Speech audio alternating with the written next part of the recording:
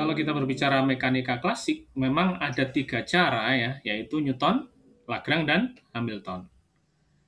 Oke, cara itu kemudian dikenal sebagai Newtonian, ada Lagrangian, ada Hamiltonian. Ini kita terakhir kemarin kalau nggak salah ini, kita bahas soal nomor 10, saya pikir nggak ada problem.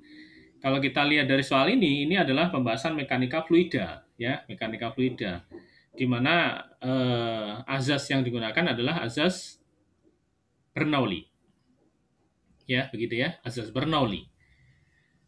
Di sisi lain, fluida itu cakupannya adalah yang dinamis dan statis. Di situ juga ada Pascal, ya, ada Archimedes itu yang statis, kemudian beberapa terapan yang lain yang mungkin dalam ranah soal itu bisa sangat bervariasi. Jadi mungkin teman-teman perlu ya kalau keinginan kuat untuk bisa berkompetisi tentu perlu belajar lebih giat lagi. Gitu. Baik, ini soal 11. Mungkin ini yang tercecer soal 11.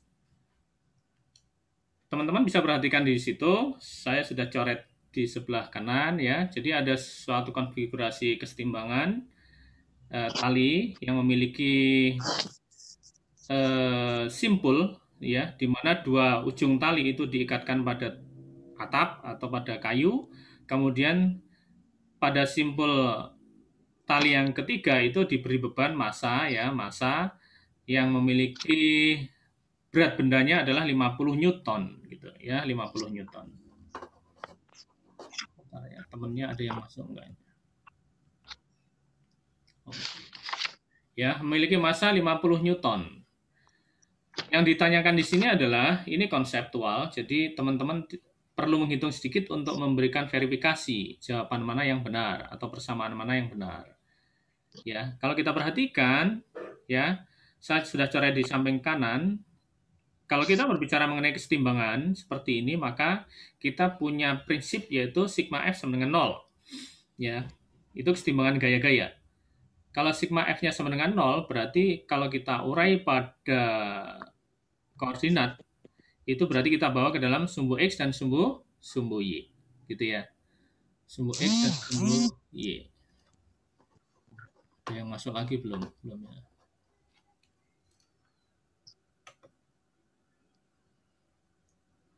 Ya.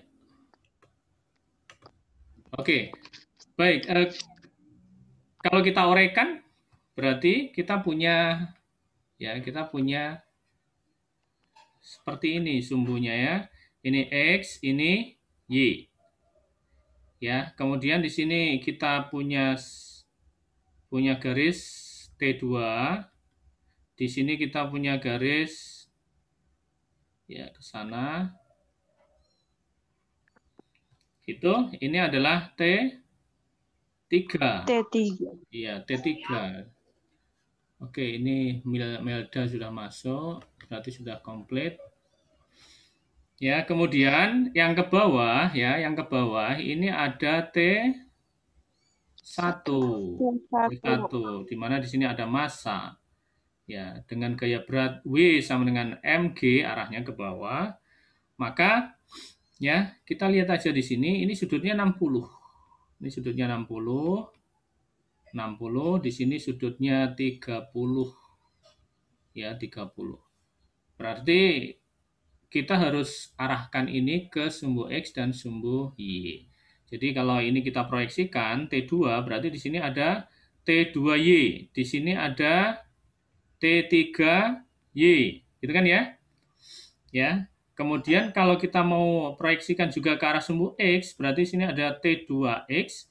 Di sebelah kiri juga ada T3X. Begitu. Ya.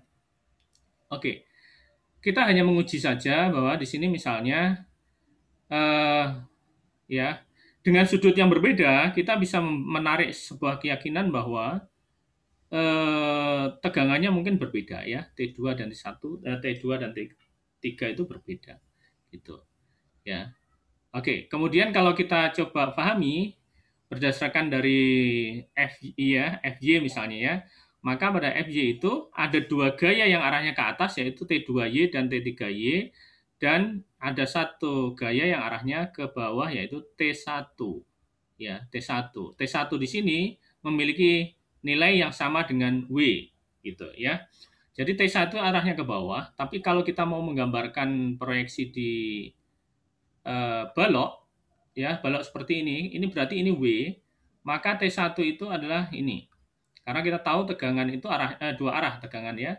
Tegangan pada tali yang konstan yang tidak mulur ya, tidak molor ya, yang tidak memanjang kaku, maka dia tegangannya sama yang ke atas dan ke bawah.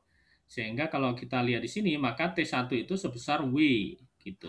Sehingga kita punya persamaan ini untuk Fxy ya, untuk Fy sigma Fy T2Y plus T3Y itu yang arahnya ke atas dikurangi W ini yang arahnya ke bawah sama dengan 0. Sehingga T2Y plus T3Y sama dengan W gitu ya. Oke, kalau kita coba uraikan T2Y itu berarti adalah ya T2Y itu adalah sisi yang berada di depan sudut 60 ya, yang diapit oleh tegangan T2 terhadap sudut 60. Maka di sini sin. Ya, kita lihat di sini T2Y-nya adalah sin 60. T3Y ya, T3Y itu juga berada di depan sudut 30, maka tentu T3Y itu adalah T3 sin 30. Sama dengan W, berarti ini yang C itu adalah benar, gitu ya. Bagaimana dengan yang lain? Kita bisa secara simpel bisa lihat bahwa ya ini ada Kristantia masuk. Oke. Jadi dengan simpel kita bisa katakan bahwa apakah T3 cos 60 sama dengan T2 cos 30? Tidak. Ya, tidak. Ini jelas tidak. Demikian juga yang B, demikian juga yang D. D itu juga salah. Kemudian yang E jelas juga salah. Gitu. Oke. Ini soal yang ke-11 kalau nggak salah. Gitu. Dan ini soal-soal yang diberikan oleh Pak Wayan ke saya untuk saya bahas di sini. Oke, sudah saya ambil. Boleh ditutup lagi, boleh ya. Sekarang kita masuk lagi lanjut ke materi kita. Saya sediakan. Baik, kita belum masuk ke Newtonian, belum masuk ke Lagrangian ataupun Hamiltonian, tapi tentu teman-teman sudah pernah belajar itu bahwa ada perbedaan yang unik antara Newtonian, kemudian Lagrangian dan Hamiltonian. Kalau kita pahami mekanika, terutama fisika dasar, itu kita lebih banyak berurusan dengan Newton, hukum Newton. 1, 2, 3 itu apapun kasus yang berkaitan dengan mekanika, berkaitan dengan dengan kasus-kasus fisik itu kita biasanya bawa ke situ. Ya, kita biasanya bawa ke gitu ya. Hukum 1, 2, 3. Tetapi hukum Newton itu juga memiliki keterbatasan. Selain pertama dia tidak bisa menjelaskan mengenai fenomena relativitas ya, tetapi hukum Newton juga dari sisi perangkat itu juga memiliki keterbatasan karena ya untuk kondisi-kondisi dinamis tertentu itu ternyata hukum Newton tidak tidak bisa digunakan untuk menganalisis gitu. Misalnya kalau kita sudah masuk pada koordinat polar, silinder atau bola itu hukum Newton agak repot ya, agak repot. Maka di Eropa itu sudah berkembang metode selain Newton yaitu saat itu dibawakan oleh Lagrange dan Hamilton. Itu berkembang di mana keduanya itu lebih mengarah pada penggunaan koordinat umum ya. Jadi tekniknya bukan koordinat biasa tapi sudah menggunakan koordinat yang lebih umum. Jadi dengan menggunakan koordinat yang umum itu biasa teman-teman mungkin sudah mengetahui menggunakan Q ya, notasi Q. dl per dg misalnya itu berarti Q di situ adalah koordinat umum. Ya. Apakah itu kartesian atau polar atau bola itu juga bisa masuk ke dalamnya.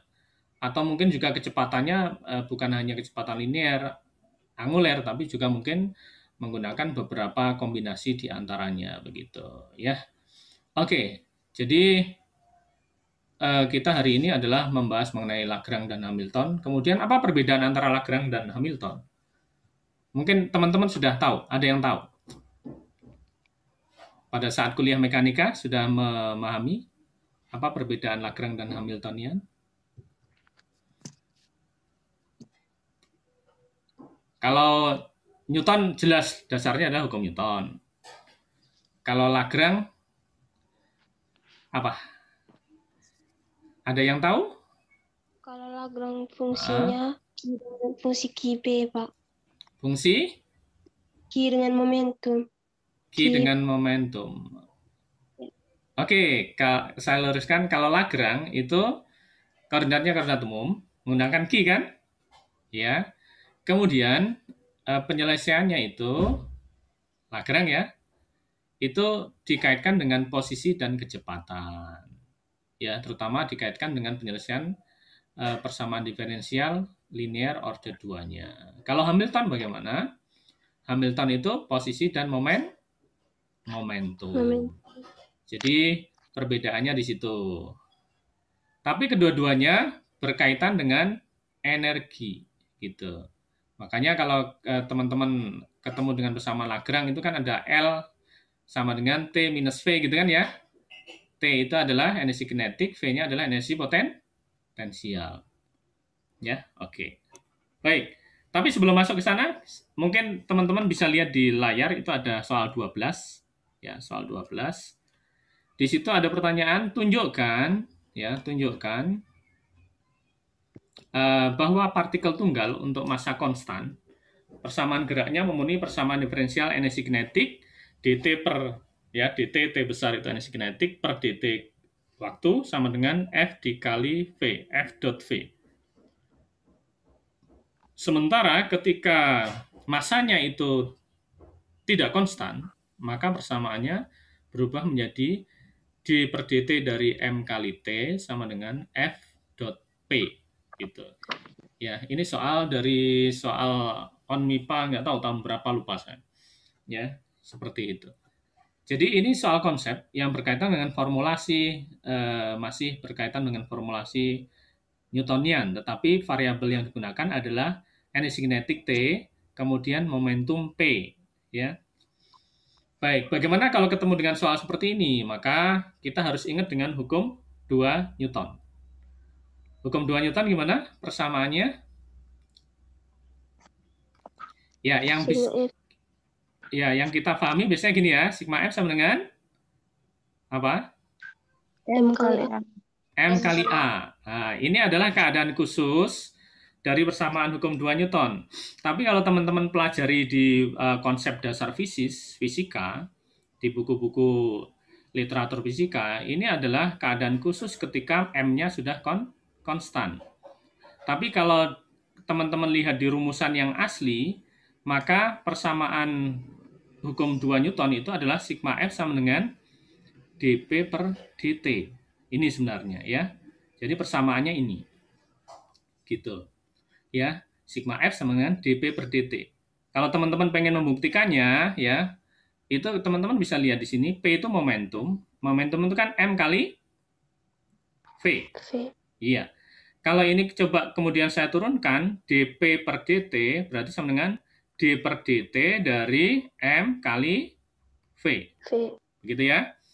Nah, kalau asumsinya M-nya adalah konstan, jadi di sini jika M-nya adalah konstan, maka M-nya bisa kita keluarkan nih. Yang tersisa adalah d per dt dari V. Ini apa nih? dV per dt itu apa? A, ya. Berarti ini sama dengan M kali A. Gitu kan ya? Jadi dP per dt itu adalah M kali A, yang mana ini merupakan sigma F. Nah, inilah hukum Newton. Jadi yang biasanya teman-teman kalau ditanya hukum 2 Newton apa? F sama dengan M kali A. Itu keadaan khusus ya.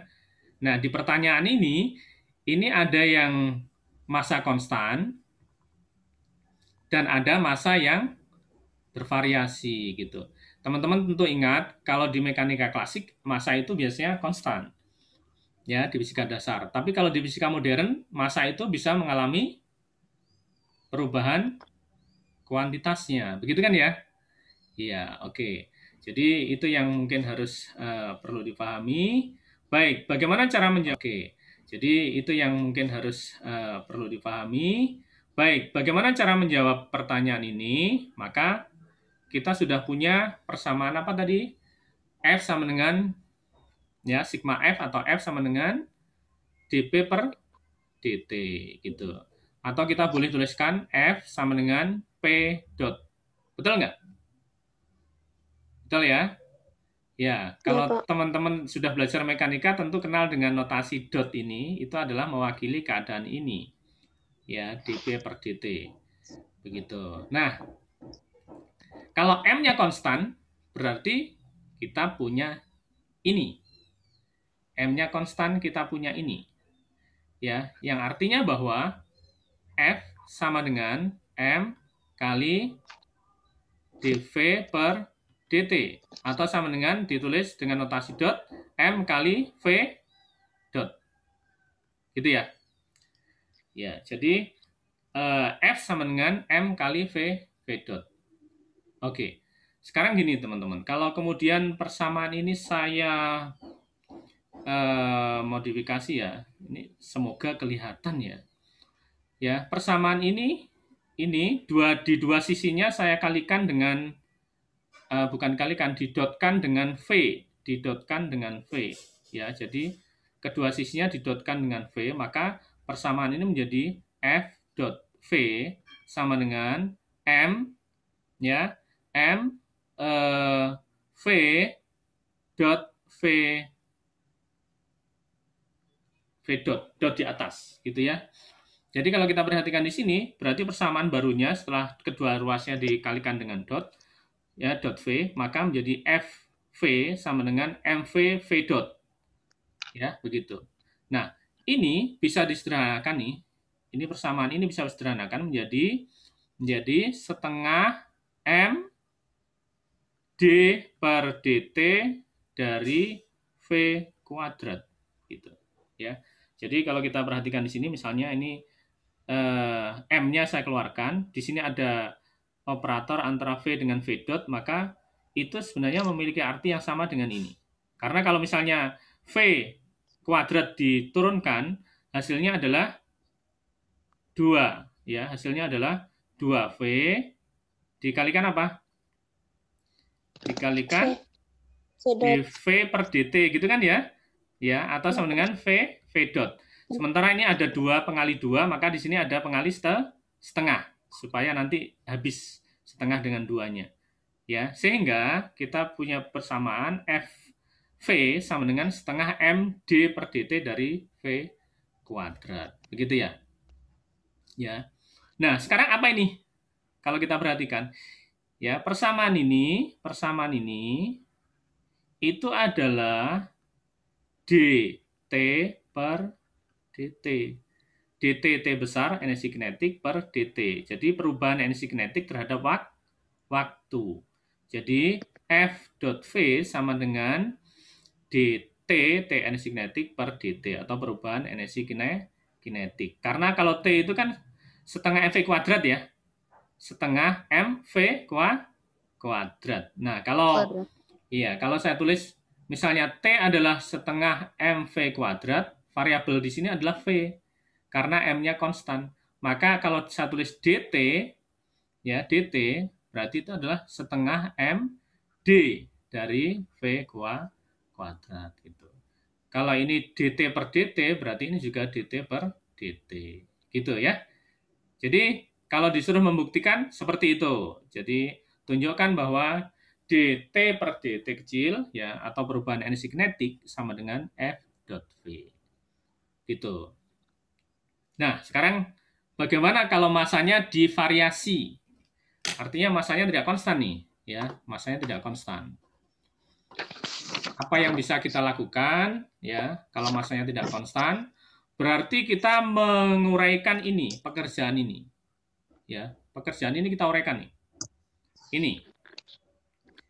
Jadi ini di dalam ini kita uraikan dengan asumsi bahwa masanya adalah tidak konstan, begitu. Nah, coba saya tambah halamannya.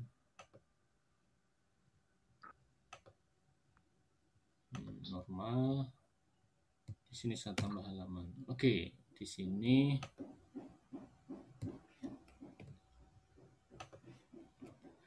iya, kita coba coret ya. Tadi kita sudah punya bahwa sigma F sama dengan dP per dt. Yang mana ini adalah d per dt dari M kali V. Nah, sekarang kita lihat di sini M itu adalah tadi konstan, tapi kalau sekarang M-nya itu adalah variabel, ya, M-nya variabel, apa yang terjadi? Berarti kita harus selesaikan ini dengan cara matematis. MV berarti sama dengan, tentu teman-teman sudah dapat ya, sudah pernah ya belajar itu ya, ya, dimana hasilnya adalah apa? V dm per dt ditambah M dv per dt. Begitu ya? Ya, Pak. Ya, betul kan? Iya, seperti ini. Atau turunan dari UV sama dengan U aksen V plus V aksen U, gitu ya? Matematik ya? Ya. Iya, oke. Jadi seperti ini. Nah, karena variabel, maka M-nya tidak konstan. Ya, otomatis di sini M-nya yang tidak konstan itu tidak bisa langsung, kalau M-nya konstan ini 0 ya, kalau M-nya konstan. Karena konstanta diturunkan dia hasilnya 0. Sehingga suku ini hilang. Tapi karena M-nya tidak konstan, maka suku ini tidak bisa dihilangkan gitu. Jadi ini menjadi uraian ketika masanya adalah variabel. Nah, kalau kita punya persamaan tadi FP ya sama dengan kita punya persamaan F sama dengan P dot ya, saya hapus dulu. Iya. Ya, kita punya persamaan F sama dengan P dot gitu. Maka kalau kedua sisi ini saya kalikan dengan dot P ya, maka kita punya persamaan F dot P sama dengan P dot P dot gitu. Dot di sini dot operator, dot di sini adalah dot diferensial ya. Jadi saya mengatakan sama-sama dot tapi mungkin artinya harus dibedakan. Ya, seperti ini. Kemudian kalau saya uraikan berarti P di sini adalah M kali V ya, dikali dengan D per dt dari M kali V. Yang hasilnya adalah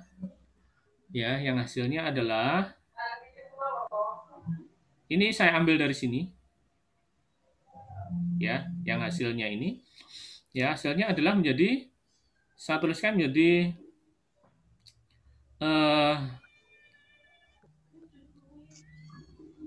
MV V dm per dt ditambah M dv per dt gitu ya. Yang kemudian kalau kita sederhanakan dia menjadi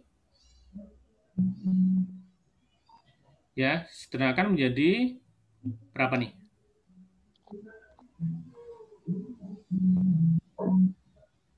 Menjadi M V kuadrat dm per dt ya, dm per dt boleh kita karena kita mau arahkan menjadi T ya, karena disuruh membuktikan tadi di soal tadi ada T, berarti kita tuliskan begini, setengah ya. Ini 10 menit lagi kayaknya tutup ya, nanti kita sambung ya. Setengah MV kuadrat D per DT dari M kuadrat ya, M kuadrat. Jadi M kuadrat itu kalau diturunkan dia menjadi 2M per DT. 2DM per DT. Ini ada setengahnya, berarti 2-nya nanti hilang, sama-sama menghilangkan dengan setengah ya. Ditambah dengan, saya tuliskan menjadi setengah M kuadrat D per dt dari V kuadrat gitu ya. Bisa ya diikuti ya, bisa ya. Oke, kalau sudah sampai sini berarti kita bisa sederhanakan lagi persamaan ini menjadi setengah D per dt dari M kuadrat V kuadrat, ya. M kuadrat V kuadrat, di sini ada D per dt M kuadrat, di sini ada D per dt V kuadrat, di depannya sama-sama setengah M, ya. Maka ini M kuadrat V kuadrat itu, ya, itu sama dengan perkalian antara, ya, bisa kita tuliskan, sorry ini agak mepet di bawah nih, saya tuliskan ulang di atas. Jadi F dot P sama dengan setengah D per dt M kuadrat V kuadrat. Nah, ini bentuk sederhananya menjadi adalah D M T per dt, begitu ya. Jadi T di sini sudah merupakan energi kinetik, gitu. Jadi jadi V itu kan setengah mv kuadrat ya, setengah mv kuadrat, di sini ada m kuadrat, berarti di sini ada 1 m, yang 1 m-nya sudah masuk di dalam formulasi T-nya, sementara karena di sini mv kuadrat berarti harus ada setengahnya di luar sebagai pengalih konstanta, begitu. Sehingga persamaan akhirnya adalah F dot P sama dengan D per dt dari MT ini. Jadi untuk membuktikan tadi yang soal ini, ya, soal yang kedua, ya, soal yang kedua ini D MT per dt sama dengan F dot P ini. Ya, ini soal on MIPA. Lupa saya tahun berapa, 2000 sekian gitu ya. Baik. Jadi teman-teman harus siap dengan soal-soal yang agak bervariasi seperti itu. Nanti mungkin ringkasannya saya serahkan dalam bentuk PDF ya, ringkasan soal-soal ini ya, dan pembahasannya ya, teman-teman ya. Karena Ya, Pak. kalau melihat di layar, apalagi pakai HP, mungkin kecil sekali ya. Iya, terlalu kecil mungkin. Ya, Pak. Baik, nanti saya serahkan lah nanti. Sekarang soal ini coba. Ya, soal ini masih di Newtonian. Masih Newton nih, ya, masih Newton. Jadi belum ke Lagrange, tapi nanti ini saya adopsi untuk ke Lagrange dan Hamilton, ya. Baik. Kalau kita punya soal seperti ini, massa benda 1 dan 2. Jadi ini ada M1, ini ada M2.